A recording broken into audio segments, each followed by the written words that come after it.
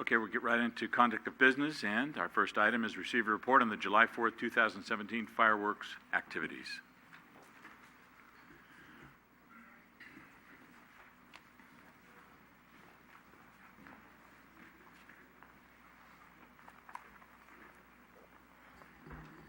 Good evening, Honorable Mayor and City Council members. The number of fireworks-related calls for service received on July 4th, 2017 totaled 96. This is compared to 108 from the previous year. The peak activity for calls for service began on July 4th at approximately 9 p.m. and tapered off just after 11 p.m. Complaints of illegal fireworks were received citywide, with many complaints involving the use of both legal, safe, and sane fireworks as well as prohibited fireworks. As you know, unlike some jurisdictions, it's the policy of the San Bruno Police Department to respond to every fireworks complaint that we receive. In an effort to educate and raise awareness, staff worked with San Bruno Cable to provide public service announcements aired on Channel 1.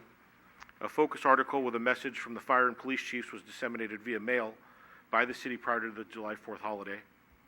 Police and fire personnel met with fireworks vendors and reviewed the rules and regulations for the sale of safe and sane fireworks. The police department issued a press release regarding the use of fireworks, and notices were posted on the website and via social media.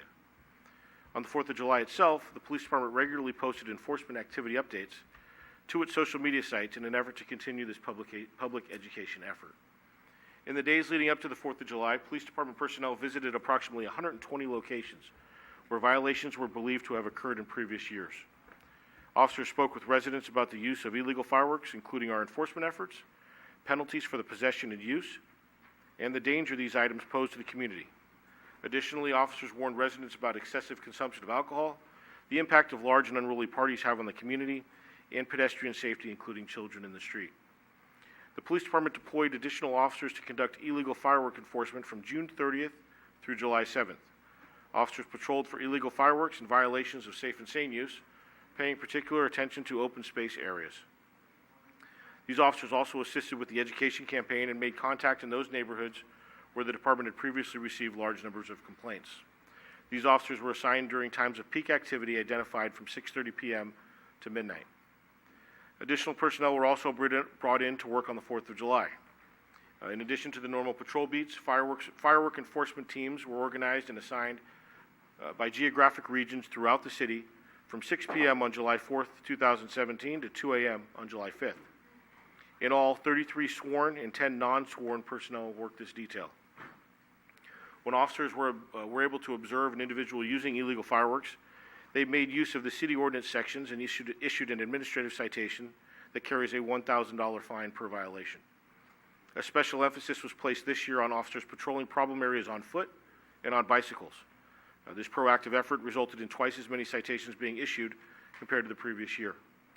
Officers issued a total of 22 administrative citations for the use and/or possession of dangerous fireworks. The issuance of citations occurred throughout the city. As in years past, there were pockets of increased activity, and these pockets existed in all areas of the city.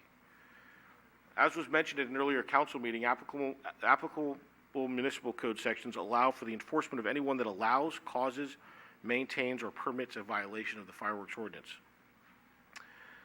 This year, all citations, however, were issued to individuals found to actually be in possession of or using dangerous fireworks. Additionally, last year, the City Council made some changes to the municipal code. Safe and sane fireworks can now be used from noon until 11 p.m. on July 4th. As mentioned earlier, most activity and calls for service tapered off just after 11 p.m. on the 4th. Of the 22 individuals that were issued administrative citations, 9 were San Bruno residents. Approximately 26 pounds of illegal fireworks were seized, compared to 23 pounds the previous year. There was one fire-related event on the 4th, and another on July 8th that Chief Cresta will speak to shortly. There were no alcohol-related arrests or pedestrian safety issues. When contacting large groups celebrating the holiday, officers generally encountered cooperation. Although you are very aware, I believe it is important to note that the preparation and response to this holiday is a collaborative effort, requires a great deal of planning. A preliminary cost estimate for this year's education and enforcement program citywide, including all participating departments, is just over $62,000. The calculated costs include what is done above and beyond the normal course of business to prepare for the 4th of July holiday.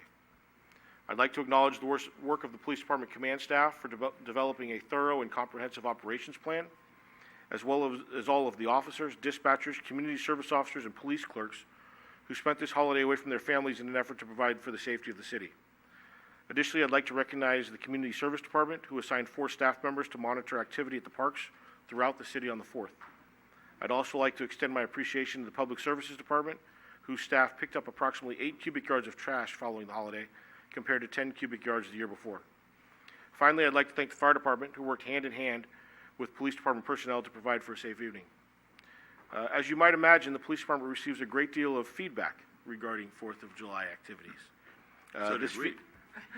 This feedback includes criticism that enforcement efforts are not adequate, and we receive video and anecdotal accounts of the use of illegal fireworks and other unruly behavior associated with the holiday. On the other hand, we also receive a substantial amount of criticism that our enforcement efforts are too robust and too proactive. We hear from many individuals who do not believe we should expend the resources that we do.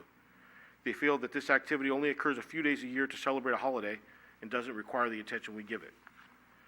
The Police Department empathizes with all of our residents, regardless of their position on our enforcement levels. Our main concern is to do our best to provide for a holiday that is safe and as enjoyable as possible.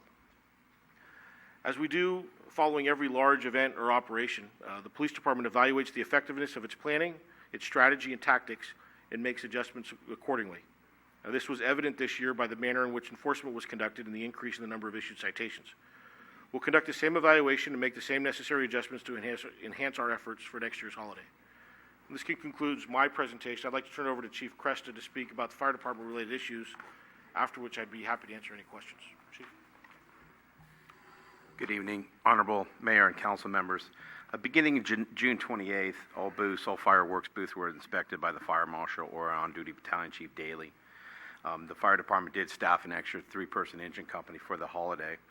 The Fire Department responded to approximately 20 calls for service on July 4th. 3 of those calls were potentially firework related. Crews responded to a small grass fire on 380 adjacent to Commodore Drive. It took 2 engine companies approximately an hour to put out the fire and overhaul the area. There were 2 additional reports of small fires, one at Madison and Piedmont and the other at Forest and Green. However, when resources responded, those were not located.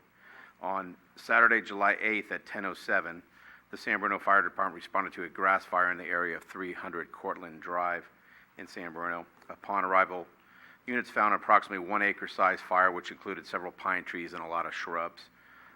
In the homes behind Cortland and adjacent to the San Bruno Chinese Church. The response included 3 engines and a battalion chief, and additionally a CAL FIRE resource, including a battalion chief and 2 brush trucks responded because it was a mutual threat zone. Crews spent about 2.5 hours putting out the fire and mopping up the area. Neighbors had advised seeing several large aerial fireworks being discharged in the air prior to the fire, and some spent Roman candle type fireworks were located in the street after that. And that's my presentation. Along with the chief, I'm here to answer any questions. Connie? Before you ask questions, third and final part of the presentation includes a little bit of information, because we get a lot of questions about how are the costs for the high level of service that we staff and provide over the holiday, how is that paid for? And because it's just a little bit complicated and a lot of people don't understand, I wanted to walk through an example of how those costs are apportioned to the groups that sell fireworks. This calculation is part of the regulations that were put into place approximately 10 years ago by the City Council following the vote by the residents to allow the continued sale and use of safe and sane fireworks in San Bruno. And just to echo some of the comments that were made by the chiefs just now, safe and sane fireworks are different than illegal fireworks. Illegal fireworks are not allowed in San Bruno, never have been.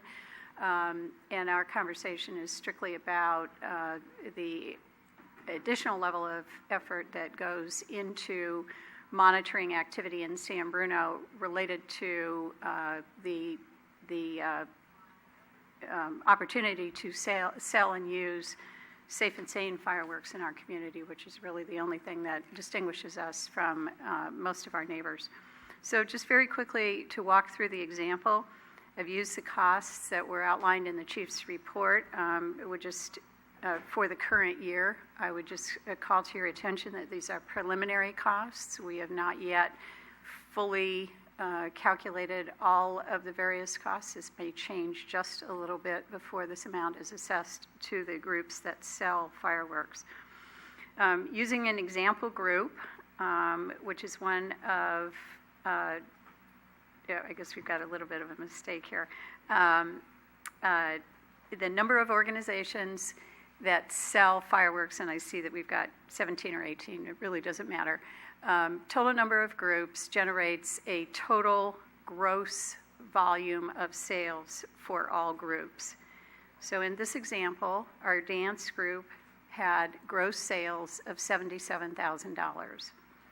Again, in our example, the total gross sales for all of the groups who sold fireworks is $600,000. Again, while these numbers may be similar to groups that do actually sell fireworks, and the total gross sales that we have had in one or more years, these numbers are generally in that ballpark, but they are strictly examples. The way that the cost apportionment is calculated is the dance group example generated 12.83% of total sales. $77,000 for that group divided by the total all groups gross sales, $600,000, 12.83%. That 12.83% amount then is applied against the total city cost of delivering services both before, during, and after the 4th of July event. In this example, $62,000, 12.83% is $79.67. So that's how the calculation works. It can't, the exact amount can't be predicted ahead of the event and is based both on the individual group's gross sales as well as a comparison of that individual gross sales amount to the total gross sales amount. And again, this amount is fixed, or this formula, I'm sorry, is fixed in the City Council's regulations associated with the operation of the safe and sane fireworks sales in our community. It's been used for a number of years now, and is continuing. And again, we provide these numbers just as an example. Actually won't get gross sales information from the fireworks vendors and the individual groups for a number of weeks or even months from now, and then we will apportion the costs and receive reimbursement accordingly. So any of the three of us would be happy to answer any questions. So I guess the question is, the tabs that we charge the booths, do they cover all of our expenses? Yes. Okay, and if there's money left over, does it carry over to the next year? We assess the exact amount of the costs that we incur. So in other words, we calculate our total costs and then assess it, so there's no surplus or deficit. Okay, fine. To both chiefs, I know you mentioned every year you do a little something different to try to get on top of this enforcement situation. Is there anything specific we as a council can do to improve the situation that you can think of? From a law enforcement perspective, no. We appreciate the adjustment that was made to the Muni Code last year. We think that was good, and I don't think that there's any, from an enforcement perspective, that there's anything else we can ask of you. So. Okay. The only thing I would add, and I think it's citywide, and we do it, and the police department does it, is I think the communication via social media and some other avenues have helped get that message out. Okay, thank you. Any other questions for the chiefs or the city manager? Anyone? Marty? Sure. Chief, for the problematic areas, we're hearing that it was worse in some cases. So what could we do about that in advance of letting them know how serious the I mean, we have to see them actually light something off, but I'm trying to figure out, and maybe if I understand, there might be a subcommittee on fireworks, that at some point there was one, I don't, Rico, there is, and that perhaps they could meet with the community and provide some suggestions on how to improve things or identify those spots so that it's very, very clear that there are any illegal, I mean, it's clear that illegal fireworks are illegal, but people just do it anyhow, obviously. So I think we need to do something more, and I don't know what that is, but getting some input from the community to really identify those locations, and if we need to place somebody there full time, then I think we should look at that. But I think there's room for improvement. I just don't know exactly what that's going to be. I'm not entirely sure what you're asking. I will reiterate that we, as far as a preemptive effort to reach out to the community, again, we reached out to over 120 residences with written material as well as speaking with them based on problem areas we've had in the past. As far as assigning individuals full-time, I don't know that that would be feasible for any. I mean, obviously, we're not the only jurisdiction that experiences this type of activity on the 4th of July, and I don't know that that would be feasible in any community, given the number of incidents that we are responding to during the holiday. I don't know that that would work, but we're open to any means that would better educate folks as to what we're trying to accomplish. That's for sure. Sure. And if somebody had video of the 4th and they came to the police with that video, is there something that can be done with that? Absolutely. If the only downside to that is the person who took the video would have to testify to doing so. So they'd have to be willing to cooperate with the prosecution, and if they chose to do that, there are actions that we would be able to take. We obviously don't encourage folks to get into disputes with their neighbors, but if they had evidence of a crime and they were willing to cooperate with the prosecution, we'd be more than happy to accommodate that. Anything, Rico? Thank you, Mr. Mayor. And just wondering, because somebody said it's insane, he was telling somebody not to get engaged in a dangerous situation. So it's better always to call the police, of course. So I just want to make sure there wasn't a misunderstanding. I just wanted to say what some of my thoughts were. I did go to the briefing that they held at the police station that evening. I did go and visit at the Tanfran Shopping Center, the booths that were selling on the 4th, just to kind of gauge how it was going, where it was at, were the sales up, were the sales down. I did go that evening on a ride-along, and I did ride along for a while. I actually walked on foot with the chiefs. I also saw a citation being issued to one person over in the area that some people had brought concerns about. And I will tell you that, as I told the public safety personnel during the briefing, I said, you know, I worry about them and I worry about our community, but what I do not worry about is the devotion, the commitment, and the job that our public safety personnel do for this community. That I do not worry about. I sleep well at night. It is a challenge. There is no doubt about it. Chiefs may not say, but I happen to know that other jurisdictions in our area, to the north or to the south, were experiencing some challenges as well. The difference that we try to balance is that we up our staff, not only in the fire personnel, but in the police and the enforcement on the streets to address the complaints that come in. And in a city to the south, they don't have the additional staff. There are no safe and sane, but they basically they could not respond to one complaint. They didn't have enough police, and the complaints were too great. So we have to think of, I think, a big picture of what we're trying to accomplish. I know I spoke to a gentleman who does it for the Boy Scouts, has done it for several years at the end of the evening when he came back to where I was at the end of the night. And he gave me kind of the history of what they do with those monies and those resources and what other groups do. So we went through a big, I would say, political debate in this community in 2005.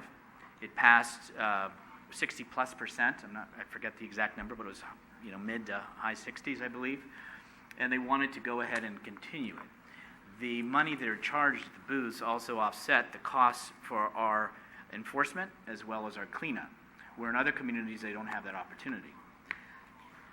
We do have a subcommittee, as Mr. Medina said, and maybe that's something once all the numbers come to fruition and maybe we see what good are being done, but also see what else could and can be done to help continue. There was one suggestion of, can't we raise it to $5,000 fine? If I understand, $1,000 is the maximum that can be issued in this citation. You cannot go further than that.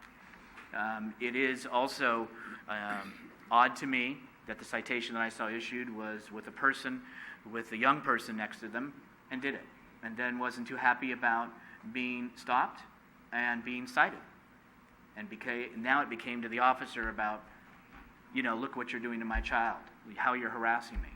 The officer was doing their job, and they received the $1,000 citation. And I think then realized it and became a little emotional. Well, they're doing their job, and they did it well. I was at the 380 fire. I will tell you that there is no great answer, because as I got ready for the council meeting, I still heard it tonight. So it happened before, it happened during, and it still happened around 5:45 tonight where I live. So I don't have a quick fix, an easy answer. I think the subcommittee is the right place for it to go. But what I will stand firm on is that I thank our city staff, I thank our public safety, and I thank the community groups, the 17 that sell fireworks, that do it for the right reason to give back to this community. Thank you. Chief, video was mentioned a little earlier. Any thought of using a drone? I'm sorry, using it? Thought of using a drone? Yeah, we've actually considered using both a drone, and we have access to a fixed wing airplane that's a countywide asset that other cities have also tried to use in the past. We're going to explore the drone a little farther. There's always been this stigma with law enforcement using drones as far as privacy issues, but the fixed wing effort has been tried before and with limited success. But we will look into the UAV aspect of it that sometimes touches a nerve, so we'd have to probably explore options there, because we don't use that technology now for our routine law enforcement efforts. So it's something we can definitely look into. All right, thank you. Yeah, it's been rough in the community. I was coming up my block that night, and I ran into two officers in an unmarked car. And I spoke to them for 30 seconds. Within that 30-second period, they received probably 6 calls to go around. It was all over town. It wasn't just restricted to one part of the city. So it's a real tough situation. But the more, I guess, fines and penalties we can get out there, it'll get into people. When you get into people's pocketbooks, you're really going to make a difference. And I think that's what's going to happen. So, and you stated the fact that, a few San Bruno residents, mostly from outside the city, and it draws them in. And I think the sale of Safe and Sane, sure, they benefit the sports groups. I guess the question I've always asked is, San Bruno Pacifica raise money that way, what do the other 18 cities do? They have sports teams. They have all different kinds of things, too. That's number one. And number two, I really think, and I think a lot of residents agree, that the sale of Safe and Sane has a tendency to bring in and mask an awful lot of illegal stuff. So it's a challenge, but you're doing a great job, I think, with what you have been dealt. So thank you very much. Yes, go ahead. This is actually for our city manager. So if we collected the $22,000 in fines, would that be offset for the cost for the enforcement, and then would the service groups get that money back? No. No. No. Citation revenue is citation revenue. It doesn't offset the costs. According to the city council policy, I would advise against the idea that such of a policy be initiated, in that the actual collection of citation revenue is often significantly delayed significantly delayed with appeals and other legal requirements associated with fine and penalty collection. So it would not be a reliable method of reimbursing the costs. I believe that the policy philosophy that put the program we use in place was that those organizations that are benefiting directly from the sales and obviously providing benefit to the community should be responsible for the overall operational costs that is associated with that program. Where does that money go? It goes to the general fund? So currently it goes to the general fund. We have received a request from the mayor that consideration be given to those funds being used, segregated to offset the cost of delivery of the community day event. But they are otherwise unpredictable general fund revenues. Thank you. All right, thank you.